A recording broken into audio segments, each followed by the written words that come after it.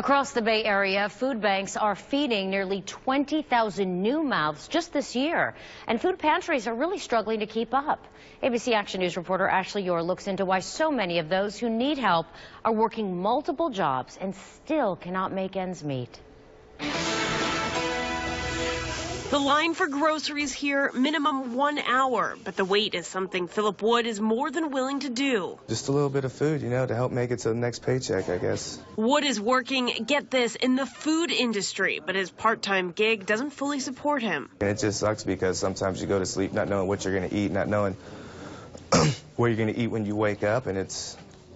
just thank God for places like this. The St. Pete Free Clinic pantry feeds people living on the edge of poverty, and they supply food to dozens of other pantries in Pinellas County. Their supplies are at an all-time low. They served more than 40,000 people this past year. That's about 9,000 people more than the year prior.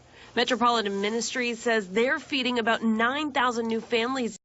Wages haven't increased a lot, but housing costs have increased and other things have increased, and food kind of gets left to last. You have to pay your rent. In the last year, a little more than 10% of Florida's workforce has been unemployed or underemployed. That's according to the Bureau of Labor Statistics. And even people here waiting for food say a job doesn't guarantee security. There's people here that have 2 and 3 jobs, part-time jobs, and augmenting with other little part-time jobs.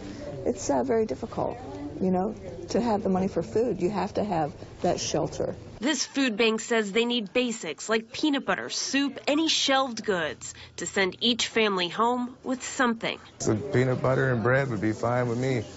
I'm not picky. In St. Pete, I'm Ashley Orr, ABC Action News.